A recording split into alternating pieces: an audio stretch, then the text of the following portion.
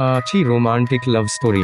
एक लड़का करीब 19 साल का था, उसका नाम सौरभ था। बहुत ही ज्यादा चंचल, थोड़ा होशियार, पढ़ने लिखने में माहिर लड़का था। वह अपनी पढ़ाई गांव से दूर रहकर एक शहर में पढ़ाई करता था। सौरभ के कॉलेज में गर्मियों की छुट्टी तथा होली की त्योहार के कारण उनके कॉलेज में छुट्टी होने वाले थे। वह कोलकाता शहर से अपना घर झारखंड के रांची जिला में आने वाला था। सौरभ का घर रांची जिला में ही स्थित था। कॉलेज छुट्टी होते ही सभी लड़के अपने अपने घर की तरफ ट्रेन पकड़कर निकल चले थे। फिर उन्हीं में से सौरभ भी अपने घर की तरफ जाने के लिए टिकट काउंटर पर अपना टिकट कटाने के लिए गया था। जैसे ही टिकट काउंटर पर गया था, वहां बहुत ज्यादा भीड़ लगी हुई थी। लेकिन दूसरी तरफ टिकट काउंटर के दूसरी लाइन में लेडीज मतलब कि महिला लोगों की लाइन लगी हुई थी। ट्रेन बहुत जल्द ही आने वाली थी, जिसका हमसे सौरभ को भी जल्दी में टिकट कटाने की जरूरत थी है। वह जब टिकट काउंटर पर गया तो देखा कि बहुत ज्यादा भीड़ होने के कारण वह बहुत पीछे लाइन में लग गया था। सौरभ को लग रहा था कि अब टिकट मिलना मुश्किल ही नहीं नामुमकिन है, क्योंकि ट्रेन आने में मात्र 10 मिनट ही बाकी थे और करीब 100 लोगों की लंबी लाइन लगी हुई थी टिकट काउंटर में।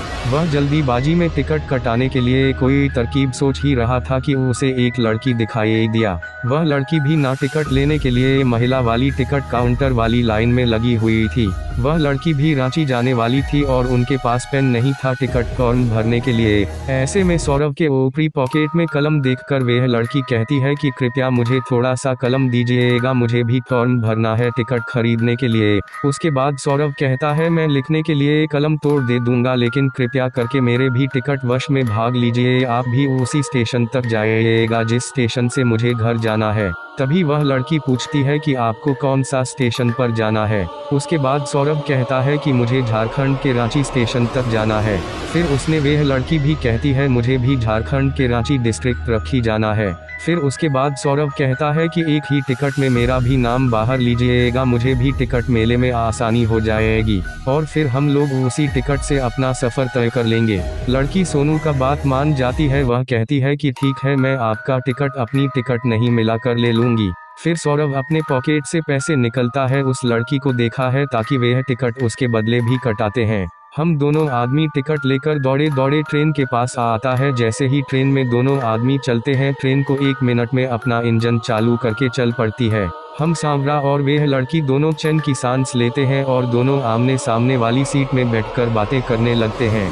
हावड़ा स्टेशन से रांची स्टेशन जाने के लिए करीब 8 से 9 घंटे लगते हैं और वह भी यह सफ़र रात का सफ़र होता है। वही वहां से ट्रेन है रात में ही चलती है। ऐसे में दोनों को बातचीत करने के लिए मौका मिल जाता है। दोनों अपनी अपनी सीट पर बैठकर दोनों एक दूसरे से बातचीत करना शुरू कर देते हैं। गाड़ी चलते ही थोड़ी देर होने के बाद वह लड़की कहती है कि मुझे खाना खाना है, मुझे भूख लगी है। तभी सारा कहता है, जी ठीक है, आप खा लीजिए, मैं बाद में खा लूँगा, मुझे अभी भूख नहीं लगी है। इतना सुनते ही वह लड़की भी कहती है कि जब आप खाइएगा तो ही मैं खाऊंगी। कभी सौरभ पूछता है, क्या ऐसी क्या बात है कि जब भी मैं खा लूँगा तो ही तुम खाएगी ही। तभी वह लड़की कहती है कि हम दोनों साथ में जा रहे हैं, मैं अकेले खाऊंगी, मुझे अच्छा नहीं लगेगा, इस कारण से मैं जब आप खाएगा तो ही नहीं खाऊंगी। दोनों में बातचीत शुरू हो जाती है और उस लड़की का नाम पूछता है। वह लड़की अपना नाम शोभा बताते हैं। तभी वह लड़की कहती है कि मुझे तो आपका नाम पहले से ही पता है। उसके बाद सौरभ कहता है कि आपको मेरा नाम कैसे पता चला है? तुम ही शोभा कहती है कि आपने अपना नाम और उम्र टिकट बनाते समय बताया था और वह टिकट अभी भी मेरे पास ही है, इसी कारण से मुझे आपका नाम पता है। अभी सौरभ कहते हैं कि मुझे तो यह पता भी नहीं है, आपको मेरा नाम भी पता होगा। मुझे तो याद भी नहीं है कि मैं अपना नाम आपको कभी बताया भी होगा। तभी वह लड़की कहती है कि आपने तो बताया था, मुझे अभी भी जानती है।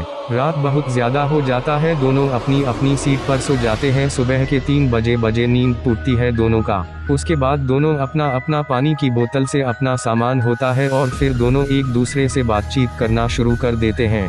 ऐसी बात करते करते सुबह के 6 बजे बज जाते हैं। दोनों के ट्रेन अपना गंतव्य स्टेशन पर पहुंचने वाली होती है। दोनों सोचते हैं कि आप तो हमें एक दूसरे से अलग हो जाना है। सौरभ वह लड़की बहुत पसंद आती है, मतलब किसानों को शोभा बहुत पसंद आती है और शोभा को भी सौरभ बहुत पसंद आता है। लेकिन दोनों बिना कुछ बात किए एक दूसरे से जाने के लिए तैयार हो जाते हैं। जैसे ही ट्रेन रुकने वाली होती है वैसे ही लड़की मतलब कि शोभा और सौरभ दोनों अपना अपना भगत का सामान उठाते हैं, अपने घर की तरफ चल देते हैं। जैसे ही सांवरा और शोभा दोनों अपना अपना घर पहुंचता है, उसके कुछ देर बाद सौरभ के मोबाइल पर एक कॉल आता है। सौरभ अपना मोबाइल से कॉल रिसीव करता है और कहता है कि आप कौन बोल रहे हैं। कभी उधर से आवाज आती है कि मैं शोभा बोल रही हूँ। यह सुनकर सौरभ का मन विचलित हो जाता है और वह खुशी के मारे इधर उधर घूमने लगते हैं। क्योंकि सौरभ को सुबह का नंबर तथा उसका कॉल देखकर उसे बहुत ज्यादा खुशी मिली है। तभी सुबह मोबाइल पर कहती है कि आपने अपना घर पहुंच लिया है। तभी सौरभ करता है कि हाँ, मैं 1 घंटा पहले ही अपना घर पहुंच चुका हूं।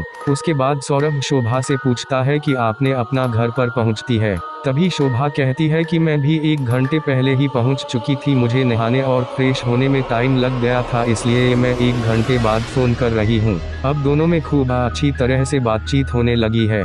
दोनों मिलकर हम दिन भर रात भर मिलकर बातें करते रहते हैं और आप दोनों को एक दूसरे से काफी ज्यादा मित्रता और एक दूसरे में प्यार होने लगा था रखना।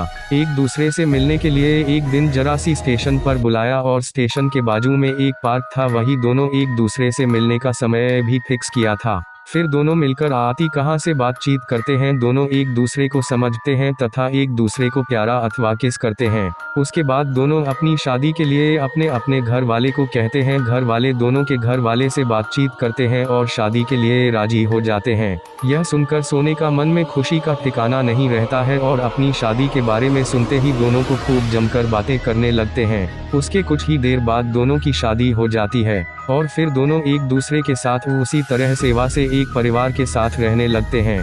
दोनों का रिश्ता एक बहुत ही ज्यादा बेहतरीन और बेहतर ढंग से निभाया जा रहा था, क्योंकि दोनों एक दूसरे से बेहद ही ज्यादा प्यार करते थे।